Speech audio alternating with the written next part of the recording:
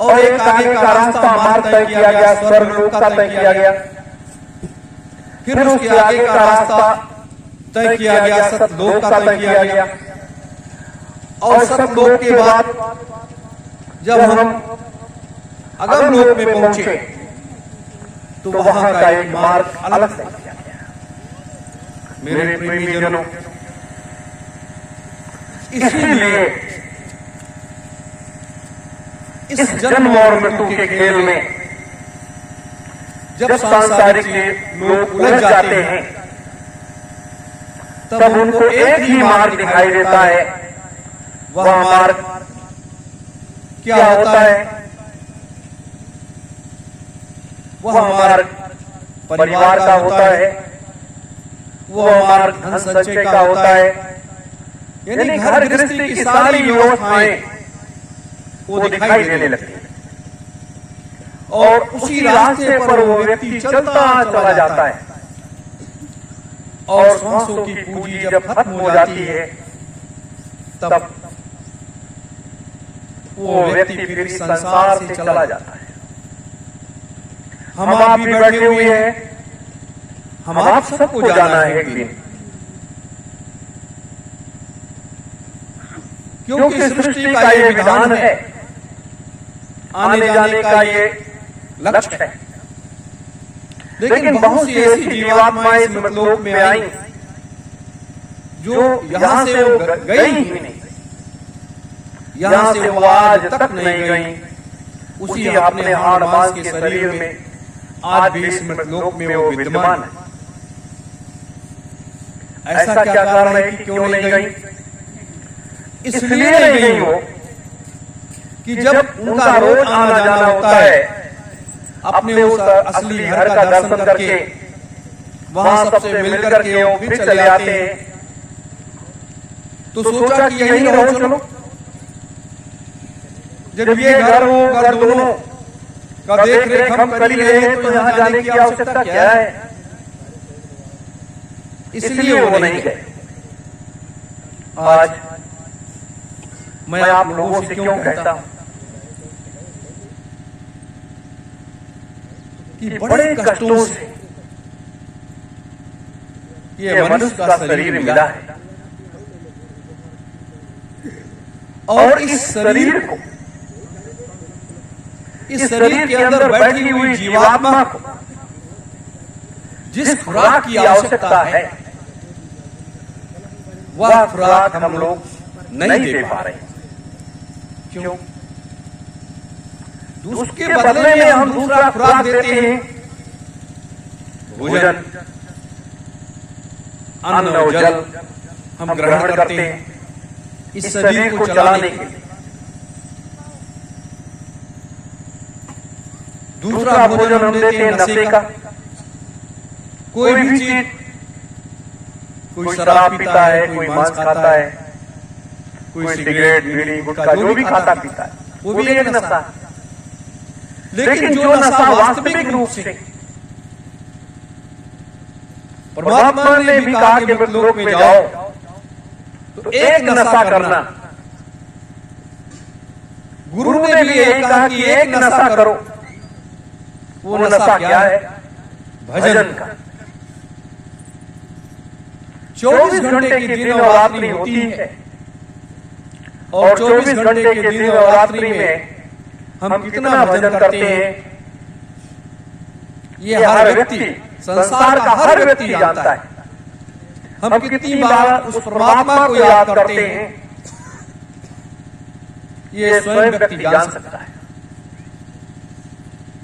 भजन का नशा एक ऐसा नशा है, जब आप साधना करोगे, आज करना शुरू कर दोगे, कल थोड़ा और बढ़ेगा, परसों और बढ़ेगा, धीरे धीरे जब आप उसे करोगे नहीं तो क्या है कि आपके शरीर में उलझन होने लगेगी, आपका लगेगा जैसे कोई चीज खो गया है। तब आप उसको प्राप्त करने के लिए फिर साधना में बैठ जाओ, और जब साधना में बैठ जाओगे तो फिर कहना ही क्या है? आज ये बताने की आवश्यकता ही नहीं पड़ती कि आप साधन भजन करो।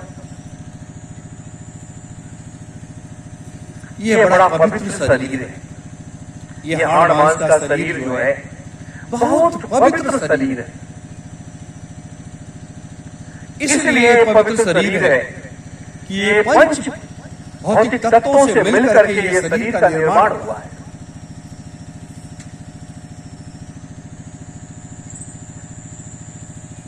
तो ये इतना पवित्र शरीर है। उसके बाद यही पवित्र शरीर समय के सच्चे सद्गुरु महात्माओं के चरणों में जब लौट जाता है तो इसी शरीर पर 4 चांद लग जाते हैं। इसलिए 4 चांद लग जाते हैं क्योंकि जैसे हम गुरु के श्री चरणों में लौटे, उनके चरण रज माथे में लगाने को मिला, हमारा रोम रोम पवित्र हो गया, हमारी काया निर्मल हो गई। क्योंकि हमसे जो भी अच्छे बुरे में जो भी पाप हुआ वो हमारे गुरु ने हमारे पापों को सब अपने ऊपर ले लिया और हमें एक बार पुनः उन्होंने एक नेक अच्छा इंसान बना दिया। ये गुरु की बहुत महिमा होती है। इसीलिए कहा गया कि गुरु बहुत दयालु होता है। गुरु इतना बड़ा दयालु होता है, इससे बड़ा दयालु माता पिता भी नहीं होते। परमात्मा भी दयालु नहीं होता है। परमात्मा अगर आपने बुरा काम किया तो वो आपको दंड जरूर देता है, आपको छोड़ता नहीं है। लेकिन आपके बुरे कर्मों का सारे चीजों का वो गुरु जो है वो अपने ऊपर ले लेता है। ये गुरु की सबसे बड़ी महिमा है। और इसीलिए हमें अपने गुरु के सानिध्य में जरूर जाना चाहिए, उनके बताए हुए मार्ग पर जरूर चलना चाहिए। और जब हम उनके बताए हुए मार्ग पर चलते चले जाएंगे, हो सकता है मुसीबतें आए, परेशानियां आए, लेकिन इन मुसीबतों परेशानियों को झेलते हुए आगे आपका मार्ग प्रशस्त हो जाएगा और अच्छा भी समय आपके बीच में आएगा। और जब अच्छा समय आपके बीच में आएगा तो आप सीधे यही कहोगे कि गुरु की तो बहुत बड़ी दया है, गुरु की तो बहुत बड़ी मौज है कि आज हमारे ऊपर इतनी बड़ी दया हुई कि आज हमारा समय जो है वो अच्छा समय आ गया। ये गुरु की महिमा है। यही चीजें हमें जरूरत है। अगर इन चीजों को हम समझ जाएं तो हर व्यक्ति अपने गुरु के बताए हुए मार्ग पर जरूर चलता चला जाए और वो चलता रहे।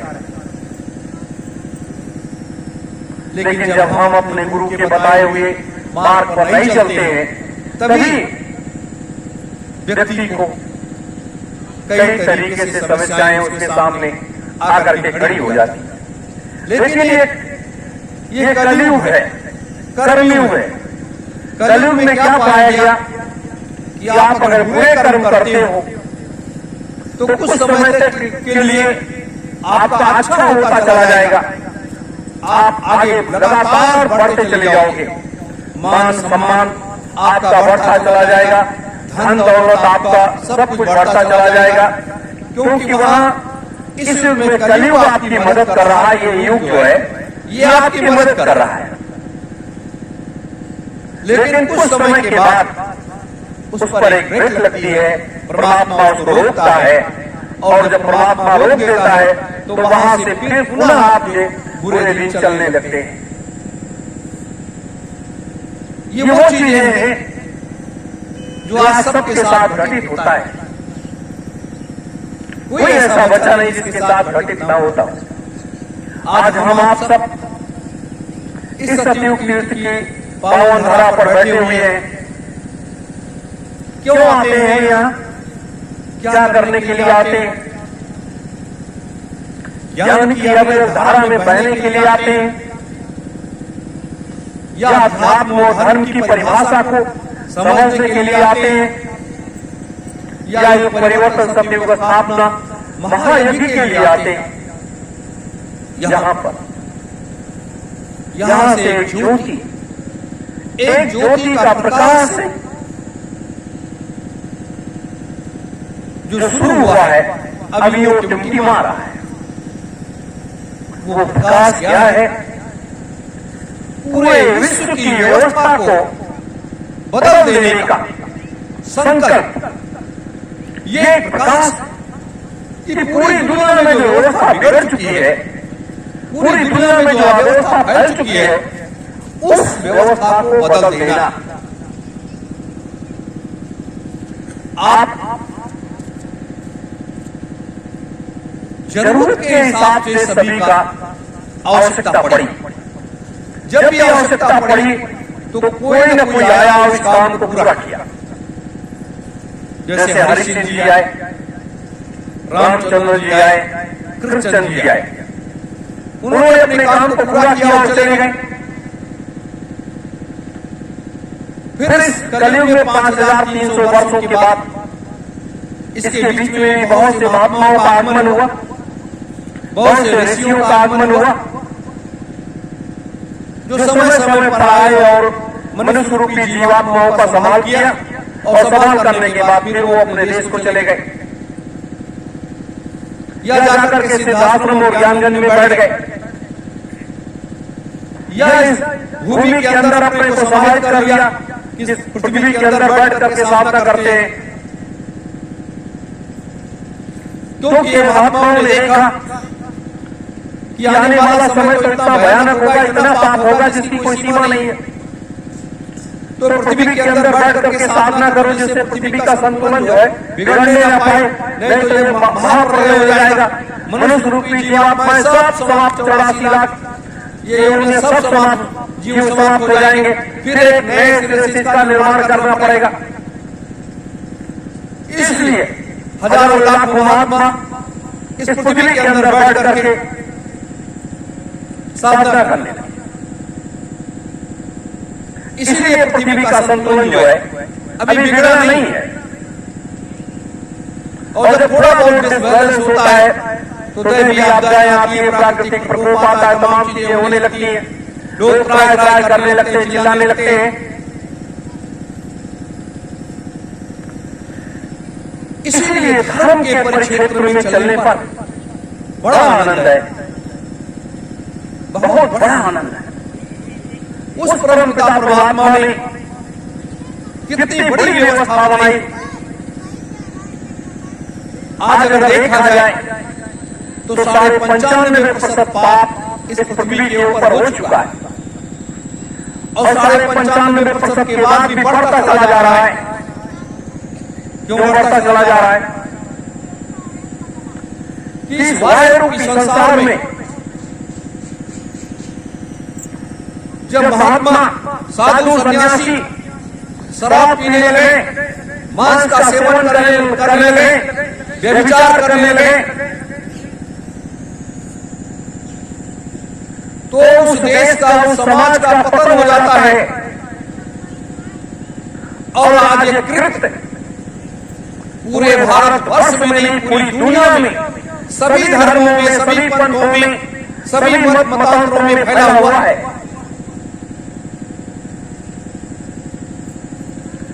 तो अब इसको कौन बचाएगा?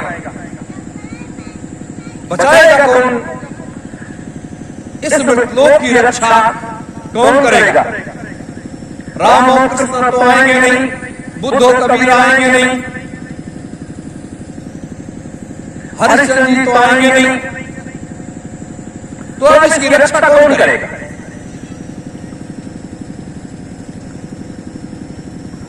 अब महात्मा के रूप में जैसे त्रेता में वशिष्ठ और विश्वामित्र पूरे लोक की व्यवस्था को बचाने के लिए उद्यत हो गए, प्रयास करने लगे, इतनी अपार शक्ति उनके पास थी। उसके बाद उन्होंने ब्रह्म सत्ता को नीचे लेकर के आए, जिसे हम भगवान श्री रामचंद्र कहते हैं, और उनको अपने देखरेख में उनका लालन पालन करने के बाद, उनको ज्ञान रूपी शिक्षा देने के बाद तैयार किया। आध्यात्मिक ज्ञान, राजनीतिक ज्ञान, सामाजिक ज्ञान, पारिवारिक ज्ञान, यानी सारे ज्ञान को एक करके उनके अंदर भर दिया। और भरने के बाद उनसे जो काम कराना था, असुरों का सफाया उनसे करा दिया। सारा काम पूरा हो गया महात्माओं का। यही काम द्वापर में कृष्ण से भी लोगों ने लिया। संदीपन ऋषि और दुर्वासा ऋषि ने दोनों महात्माओं ने मिलकर के कृष्ण से भी यही सारा काम लिया। उस समय बड़े पैमाने पर यही फैला हुआ था जो आज पूरी दुनिया में फैला हुआ है। व्यभिचार बड़े पैमाने पर फैल चुका था, शराब और मांस बड़े पैमाने पर फैल चुका था, लोगों पर इतना जबरदस्त अत्याचार होता था पूरी दुनिया में। उसका भी उन्होंने तोड़ निकाला, महात्माओं ने तोड़ निकाला, और तोड़ निकालने के बाद ब्रह्म सत्ता को याद किया कि हे प्रभु, अब किसी को भेजो यहाँ, नहीं तो इस मृतलोक का क्या होगा। उस शक्ति को भेज दिया और यहाँ सारा काम उनसे करा लिया। अब आज इस कलयुग में, इस कलिकाल में जो हालात स्थिति उत्पन्न हो गया,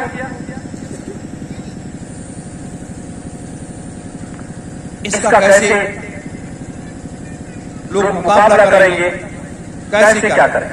तो दो शक्तियां, एक तो स्वयं परम पुरुष परम पिता जिसे हम कहते हैं, सतपुरुष भगवान कहते हैं, उनको पहली बार इस मृतलोक में चल करके आना पड़ा। और आकर के इस व्यवस्था को एक महात्मा का वेश धारण करके और मानव समाज को सत्य का मार्ग दिखाया। और सत्य का मार्ग दिखाते हुए, लेकिन जब ये देखा कि ये मानव समाज सत्य के इस मार्ग पर चलना नहीं चाहता है, वो इस कलिकाल रूपी भयानक राज्य की व्यवस्था में स्वयं को अपने को विलीन करके रखे हुए है, तो शांत होते हुए अपने दूसरे रास्ते की तरफ आगे बढ़ गए। वहीं पर भगवान शिव को इस मृतलोक में अंश रूपी शक्ति निवेश करके स्वयं को इस मृतलोक में आना पड़ा, नेताजी के रूप में। और शिव का तांडव नृत्य, शिव का कृत्य और शिव का बृहद कार्य योजना वो पूरे संसार में आज भी अद्वितीय है। आजादी के आंदोलन में नेताजी का जितना बड़ा योगदान रहा है, उतना किसी का नहीं रहा है। और उसके बाद संघर्ष करने के बाद, सब कुछ करने के बाद, मूल करने के बाद, उन्होंने एक महात्मा का वेश धरा और अपनी इस मृतलोक के हिसाब से यहाँ की आध्यात्मिक शक्तियों को अपने अंतर को जगाने का प्रयास किया। वो स्वयं जगाया है, लेकिन इस मानव समाज को दिखाया। जैसे स्वामी जी महाराज ने दिखाया, वैसे उन्होंने भी दिखाया कि साधना कैसे की जाती है और भक्ति कैसे की जाती है, गुरु भक्ति कैसे की जाती है। उसको भगवान शिव ने भी दिखाया इस मृतलोक में आकर। चाहे वो सूत्राटक हो, चाहे बर्फ के पहाड़ पर बैठ करके साधना हो, चाहे गुफाओं में बैठ करके साधना हो, यानी साधना में अपने को लीन कर लिया। और जब साधना में अपने को लीन कर लिया, उनके अंदर अपार शक्तियां पहले से विद्यमान है, कोई इधर उधर जाने की जरूरत नहीं है। लेकिन इस मृतलोक के प्राणियों को दिखाया कि देखो साधना कैसे करनी पड़ती है, कितना बड़ा त्याग करना पड़ता है, क्या करना पड़ता है। आज हम आपको ठंडक लगती है, सारी चीजें होती है, लेकिन मैं तो साथ रहा हूं, देखा हूं कि बालू की रेत पर लेटना टाट के वस्त्र को लपेटना, न चारपाई है, न तखत है, न कोई बिस्तर है, कोई चीज नहीं, और आराम से उस पर बैठ करके साधना।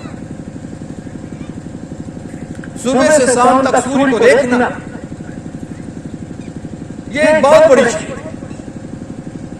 तो मृतलोक में जो आता है यहाँ के नियमों का वो पालन करता है, यहाँ की सारी व्यवस्थाओं को वो पालन करता है और उस हिसाब से उस कार्य को अंजाम देता है।